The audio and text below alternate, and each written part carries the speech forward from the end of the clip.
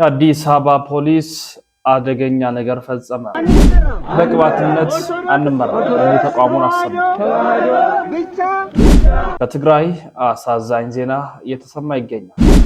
ምዕመኑ እንዲነሳ ቤተክርስቲያን ይዘጋ ብለዋል። የእፎይ ጥሪ።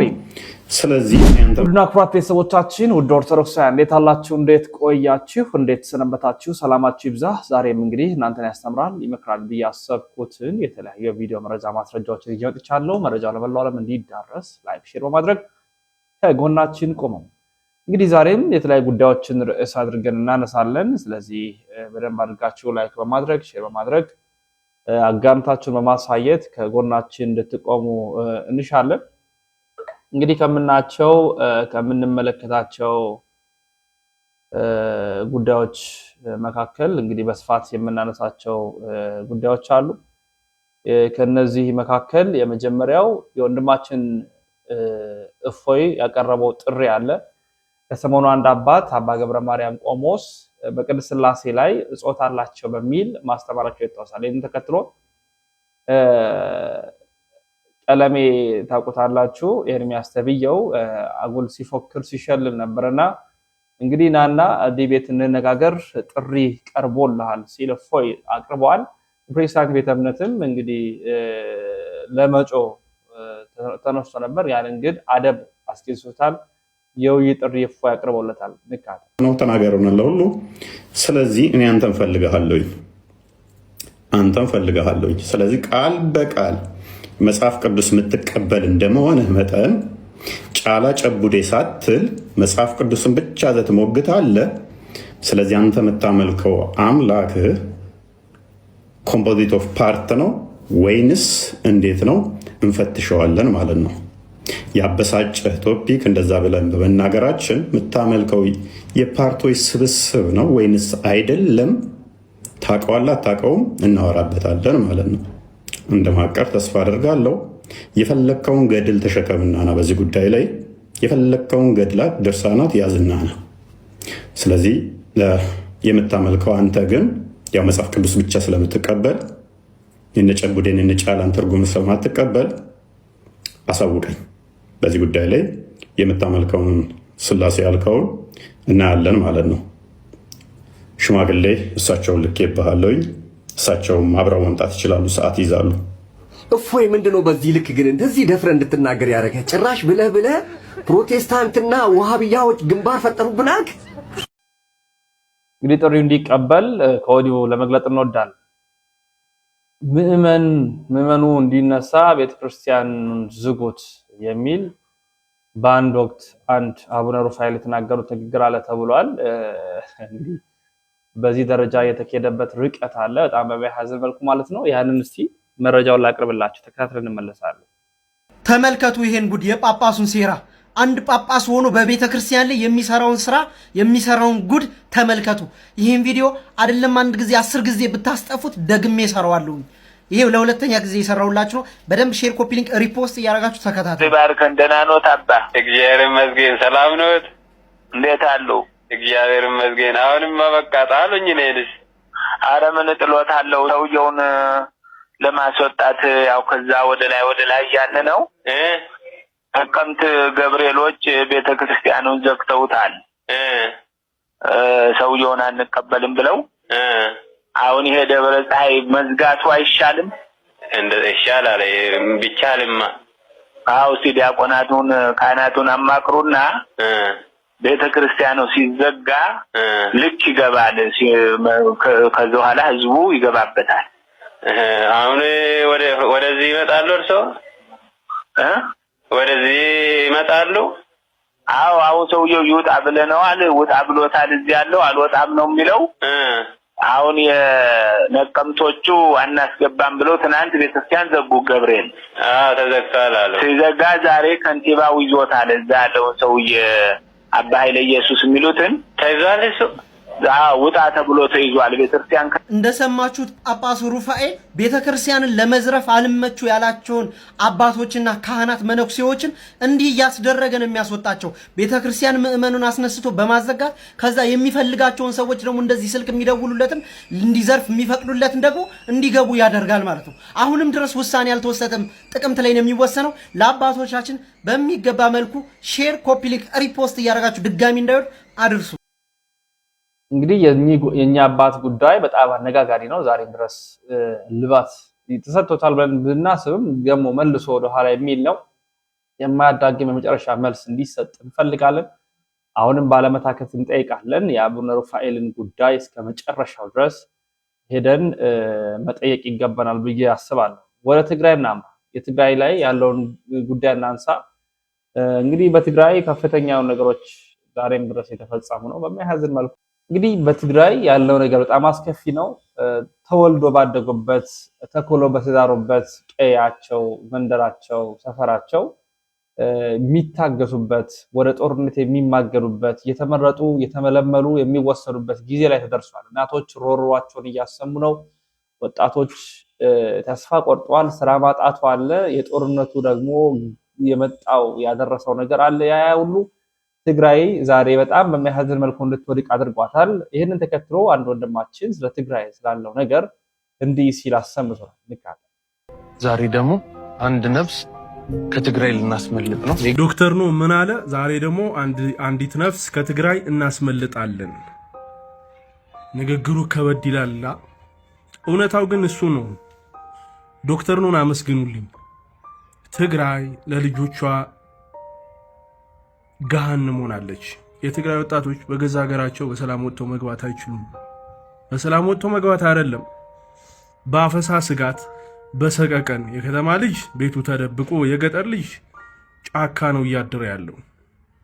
ስለዚህ ሁሉም ኢትዮጵያዊ የትግራይ ወጣቶች ልክ እንደ ዶክተር ነው የመንከባከብ ከተቻለ ስራ የመፍጠር ኃላፊነት አለበት እና ዶክተር ኑን አመስግኑልኝ።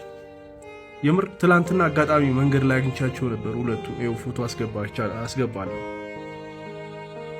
ናቲ ደስተኛ ነው። ናቲ እንደተረፈ ያምናል። ነገር ግን ሌሎች በጣም ብዙ ወጣቶች አሉ፣ በጣም ብዙ ታለንት ያላቸው ወጣቶች አሉ ትግራይ ውስጥ እንደ ናቲ ድሉን ያላገኙ እና በዚህ አጋጣሚ ስራ ያላችሁ ሰዎች የምር የትግራይ ወጣቶች በገዛ ሀገራቸው በገዛ የትውልድ ሀገራቸው አላስኖር ያለ ኃይል ወደ ሌላ ኢትዮጵያ አካባቢ እንዲፈናቀሉ ምክንያት ሆኗቸዋልና እባካችሁ እርዷቸው ለማለት ትፈልጋለሁ። እና በጣም ብዙ ሰዎች ከትግራይ የመጡ ሰዎች ስራ ፈልግልን ትሉኛላችሁ። ይኸውላችሁ ሰመረ ይባላል፣ ይህ ጓደኛዬ ነው። እዚህ ስራ ላይ ነው ያለው። ከትግራይ የመጡ የትግራይ ተወላጆችን ስራ እያፈላለገ እያስቀጠረ ይገኛል። በዚህ አጋጣሚ ስራ ያላችሁም ሰዎች ስራ ያላችሁ የድርጅት ባለቤቶች ምናምን ሰመረን ኮንታክት አድርጉት። ማርክ ይላል የቲክታክ ስሙ፣ ሜንሽን አደርገዋለሁ ከስር። አመሰግናለሁ። ሰላም ለትግራይ ህዝብ፣ ይመቻችሁ። የተደመጠው ያየነው ያለው ነገር እጅግ አሳዛኝ፣ እጅግ የሚያስነባና የሚያስለቅስ ነው በእውነት። አስደንጋጭ ዜና በአዲስ አበባ ፖሊስ አባል የተፈጸመው ከባድ አካላዊ ጥቃት የህዝቡ ቁጣ እንዲቀሰቀስ አድርጓል። ይሄ በጣም አሳዛኝ የሆኑ ነገሮችን አሁን እየሰማን ነው። እንግዲህ አዲስ አበባ ላይ የተፈጸመው ዘግናኝ ነው። አዲስ አበባ ፖሊስ ያደረሰው ጥቃት በጣም በነገራችን ላይ ከባባድ ጥቃቶችን ያደርሳሉ። ይሄን ተከትሎ የህዝቡ ቁጣም ተቀስቅሷል። ቪዲዮ ንካታ ሰበር አስደንጋጭ ዜና ተሰምቷል። በአዲስ አበባ ፖሊስ አባሉ የተፈጸመው ከባድ አካላዊ ጥቃት ከፍተኛ የህዝብ ቁጣ እንቀሰቀሰ። ከላይ በቪዲዮ ላይ እንደምታዩት አንድ የህግ አስከባሪ አባል በኃይል እየጎተተና በተደጋጋሚ እየደበደበው በጭቃማ ቦታ እየጎተተው የፈጸመው ጥቃት ብዙዎቹን አስቆጥቷል። በአዲስ አበባ ከተማ ውስጥ አንድ የህግ አስከባሪ አባል በዚህ ላይ የፈጸመውን ከባድ አካላዊ ጥቃትና እንግልት የሚያሳይ ተንቀሳቃሽ ምስል በማህበራዊ ሚዲያ ላይ መሰራጨቱን ተከትሎ ከፍተኛ የህዝብ ቁጣ ተቀስቅሷል። ይህ የህግ አስከባሪው ጭካኔና የስልጣን አላግባብ አጠቃቀም መጠቀም በርካታ የዲጂታል ማህበረሰብ አባላትን በእጅጉ ያስቆጣ ሲሆን ድርጊቱ የዜጎችን ሰብአዊ መብትና ክብር በግልጽ የጣሰ መሆኑን ብዙዎቹ እየገለጹ ይገኛሉ። ሕግን የማስከበር ኃላፊነት ያለባቸው አካላት ተጠርጣሪዎችን በቁጥጥር ስር በሚያውሉበት ወቅት በህጋዊና ሰብአዊ አሰራር መመራት እንደሚገባቸው የሚገልጹት ገለልተኛ ወገኖች እንዲህ አይነቱ የአደባባይ ድብደባ በህዝብና በፖሊስ መካከል ያለውን አመኔታ ክፉኛ እንደሚጎዳና እንደሚሸረሽረው ያሰመሩበት በመሆኑ የአዲስ አበባ ፖሊስ ኮሚሽን በጥቃቱ ላይ የፈጸመውን ጥቃት ተመለከትነው ነው። ብዙሃኑ ተቃውሟቸውንም እየገለጹ ይገኛሉ። ወደ ቀጣይ መረጃችን ስናመራ በቅባት እምነት አንመራም ብለው ለቅዱስ ሲኖዶስ ጥሪ ያቀረቡትን እንካተል ብፁዕ አቡነ ቶማስን ነው ያው እንደምናነሳው። እሳቸው ላይ ከፍተኛ ተቃውሞች፣ የህዝብ ጩኸቶች፣ ግርግሮች ተሰምተዋል። እንካተል በጳጳሱ ላይ ህዝቡ ለምን ተነሳ? በቅባት አንመራም፣ በቅባት አንመራም። ኦርቶዶክስ ተዋህዶ ብቻ ሃይማኖት ነው። እኚህ በምስሉ ላይ የምትመለከቷቸው ሊቀ ጳጳስ ብፁዕ አቡነ ቶማስ ይባላሉ። የምስራቅ ጎጃምና የአዊ መተከል ሀገረ ስብከት ሊቀ ጳጳስ ናቸው። በአሁኑ ሰዓትም ለምን ህዝቡ ተነሳባቸው? ቤተክርስቲያንን መታደግ የምንችለው እኛና እኛ ባለማህተቦች አንድ ስንሆን መረጃውን ለአባቶቻችን ማድረስ ስንችል ብቻ ነው። በአሁኑ ሰዓት ላይ በቅባት እምነት ተከታዮች ቤተክርስቲያንን እየሞሏት ይገኛል። ህዝቡም ተቃውሞውን እያሰማ ነው። የቤተክርስቲያንን ቀኖናና ስርዓት ጠብቀው የሚያስተምሩ መምህራኖችን እያፈናቀሉ የቅባት እምነት ተከታዮችን እየጠቀጠቁበት ቤተክርስቲያን ውስጥ ይገኛል። ቤተክርስቲያናችንን ከመፍረስ እንታደጋት። ምዕመኑም ጥሪውን አቅርቧል። ከጎናቸው እንሁን፣ ድምፅ እንሆንላቸው። የቅባት እምነት ከቤተክርስቲያናችን ለአንዴና ለመጨረሻ ጊዜ መውጣት አለ። ተከታተልን ተመልሰናል። በቀጣይ እንግዲህ ድራማ እያላችሁ የምትጽፉበትን አንድ ቪዲዮ ላሳያችሁ ነው። ሁላችሁም ድራማ እያላችሁ ጻፉ። የኢዩ ጩፋ ድራማ ድርሰት ማለት ነው። መስቀል አድርጋለች፣ ኦርቶዶክስ ናት ሚል ታጋ አስለጥፈው የፈረደባቸውን የሕፃን ልጅ ጨዋታቸውን ተጫውተዋል። በዚህ ዘመን እንደ ትልቅ ማሰብ አለመቻል በጣም ነው የሚያሳዝነው። ይህን ቪዲዮ ስመለከት በጣም ነው የተገረምኩት። ለማንኛውም ቪዲዮን አይተን አነሽ ምን ተፈጥሮ ነው?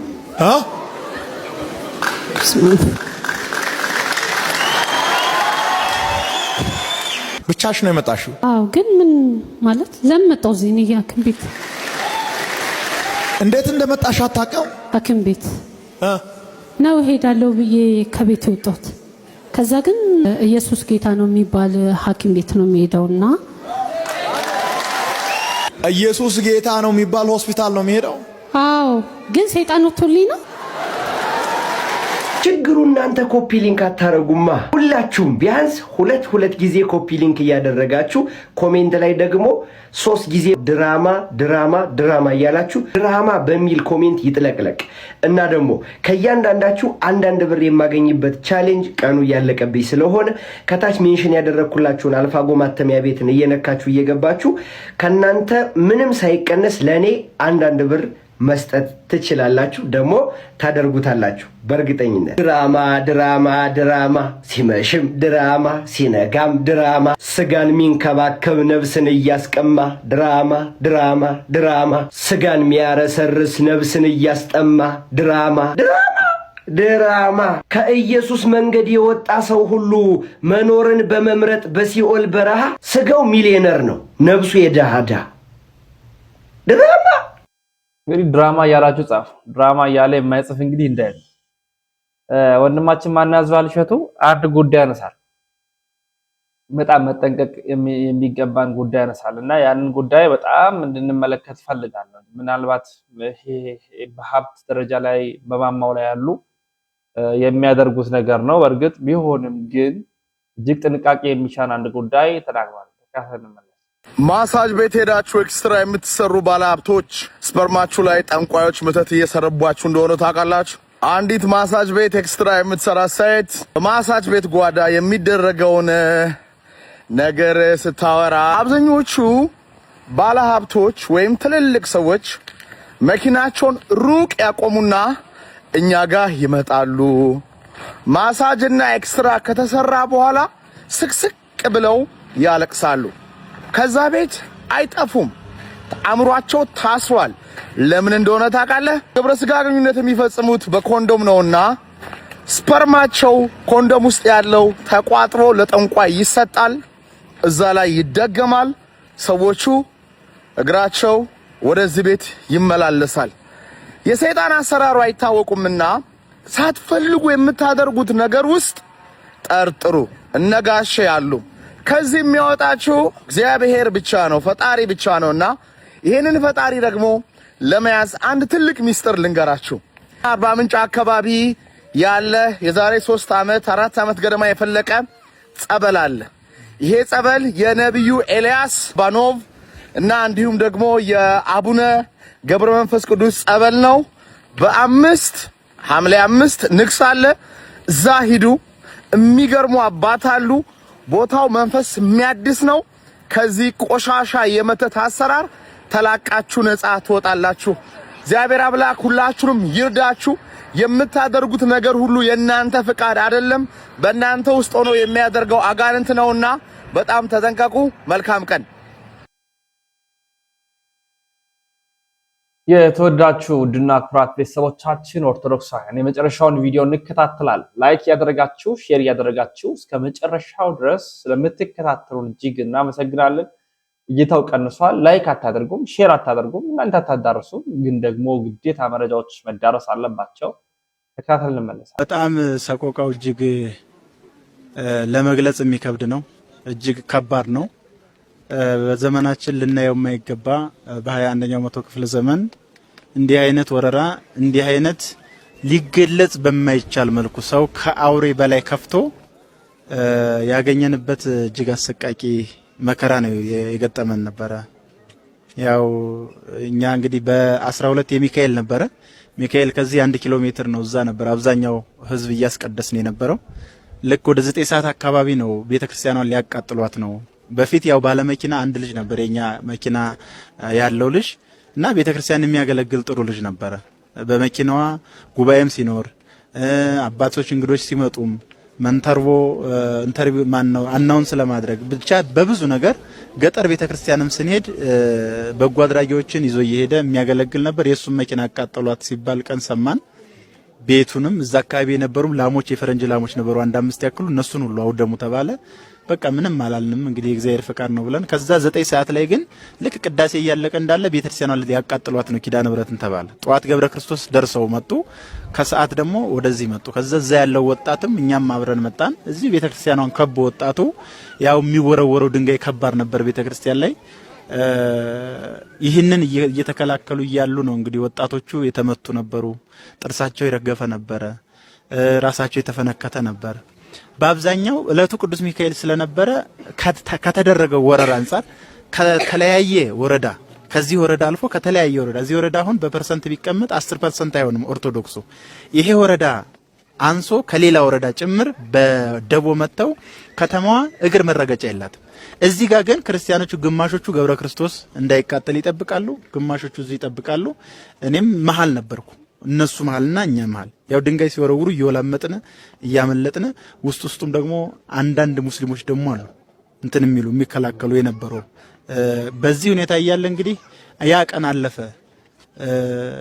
እግዚአብሔር ፈቅዶ ቤተክርስቲያኗም ሳትቃጠል ቀረች። በዚሁ አጋጣሚ ወጣቱ ለከፈለው መስዋዕትነት በወረዳ ቤተ ክህነት ስም እጅግ ልባዊ ምስጋና ላቀርብ እወዳለሁ። ምክንያቱም ራሱን ነው የሰዋው፣ ወጣቱ ራሱን ነው መስዋዕት ያደረገውና እኛ ሳንቃጠል ቤተክርስቲያን አትቃጠልም፣ ሳንሞት አትቃጠልም ብለው ቤተክርስቲያንን አትርፈዋል።